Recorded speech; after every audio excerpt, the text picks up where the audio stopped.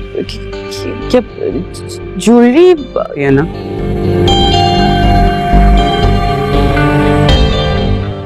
हम भी ये फंक्शन रिवायती अंदाज में सेलिब्रेट करेंगे। तुम्हें दुल्हन की तरह सजाऊंगी, ज्वेलरी पहनाऊंगी, बहुत प्यारी लगोगी। खून का रिश्ता है इससे। इसके अपने यहाँ है इस घर में, और उनसे कहे छोड़ दे इसका पीछा। गोद भराई, ये क्या होता है मामा? गोद भराई भाई ये समझ लो बेबी शावर। रिवायती अंदाज में देखा जाए तो गोद भराई होती है। एक तो इस औरत को समझा समझा के मैं थक गया हूँ। वो इसके अपने हैं। तो क्या, जब उसका भाई खुद उसको लेने आया था तो आपको उसको उसके साथ भेज देना चाहिए था। लेकिन इस तरह तो अदील की जीत हो जाती ना। अरे अम्मा अभी छोड़े हार जीत को। आलिया मैं तुमसे बात नहीं कर रहा।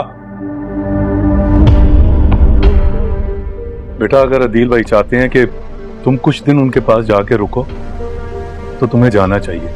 अभी जारा को वहां जाने दें। उसे जो हिस्सा मिलेगा ना वो आपका ही होगा ना।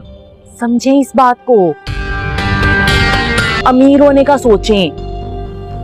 देखें अम्मा, अदील साहब बीमार है, चंद दिन में मर आ जाएंगे।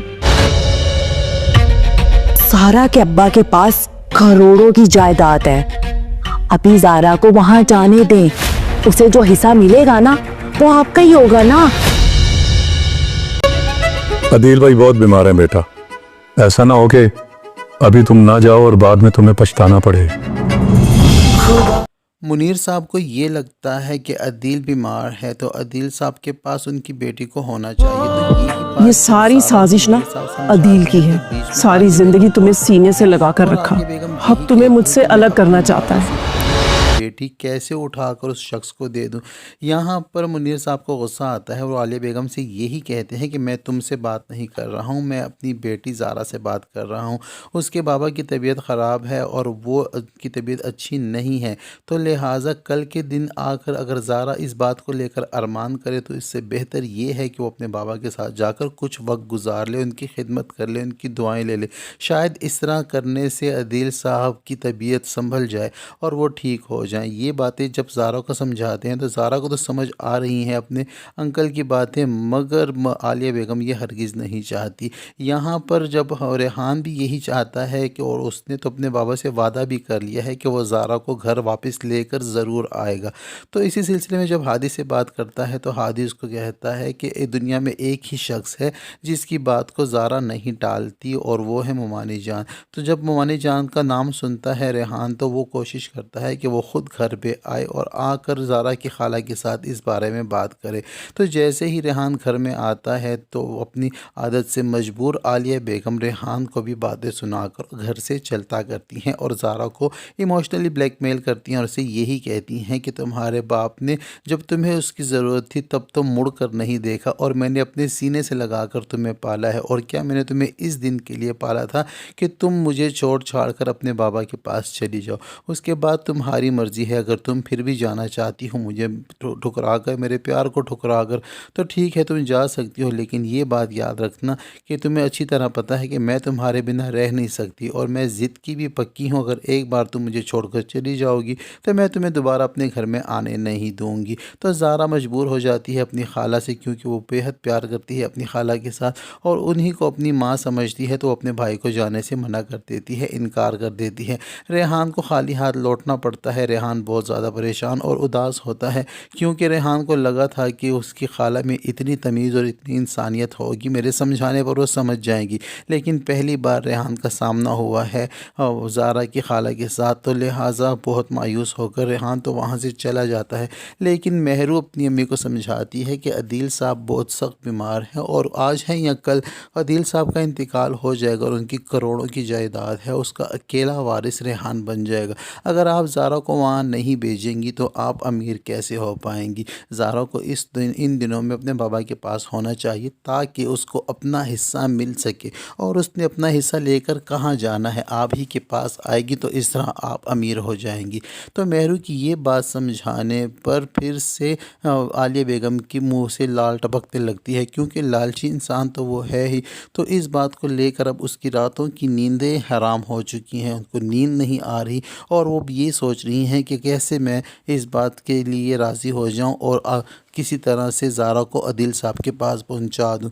خیر اب آنے والے ایپیسوڈ میں ہم دیکھیں گے کہ عالیہ بیگم جو ہے اب اوپر سے ایکٹنگ کریں گی اور اچھی بننے کا ناٹک کریں گی اور زارا کو پرمیشن دے دیں گی تاکہ وہ اپنے بابا کے ساتھ جا کر رہنے لگ جائے اور اپنے حصے کی پراپرٹی لے کر واپس اس گھر میں آ جائے۔ ادھر دوسری جانب مہرو کی ساس مہرو کی گود بھرائی کی تیاریاں کر رہی ہیں، لیکن مہرو بھی خوش ہے مگر مہرو یہ نہیں جانتی کہ گود بھرائی کی رسم کیا ہوتی ہے۔ جب اپنی ساس سے وہ پوچھتی ہے تو وہ اسے کہتی ہے کہ میں تمہیں پھر سے ایک بار دلہن کی طرح سجاؤں گی، تمہیں سارے زیورات پہنا کر سجا کر بٹھاؤں گی اور جتنے بھی مہمان آئے ہوں گے سب تمہیں تحائف دیں گے اور قیمتی تحفے تمہاری جھولی میں ڈالیں گے۔ اس کو گود بھرائی کی رسم کہتے ہیں۔ لیکن جب مہرو کو پتہ چلتا ہے کہ مجھے پھر سے دلہن کی طرح سجایا جائے گا اور مجھے وہی زیورات پہنائے جائیں گے، لیکن وہ زیورات تو اس گھر میں اب موجود ہیں نہیں، زیورات تو سارے سلمان کی نظر ہو چکے ہیں اور سلمان کے پاس ہیں اور سلمان نے بیچ کر ڈکار بھی لے لی ہے۔ لیکن یہاں پر اب مہرو پریشان ہو جاتی ہے اور وہ اپنی ساس کو انکار کر دے گی، مگر ساس کو انکار نہیں مانے گی اور نہ ہی اب یہ انکار زین سننے والا ہے، کیونکہ زین بھی وہاں پر موجود ہے اور زین اس رسم کو لے کر بہت زیادہ ایکسائٹڈ ہے اور وہ اپنے ماما سے یہی کہہ رہا ہے کہ یہ رسم ہونی چاہیے، بہت مزہ آئے گا۔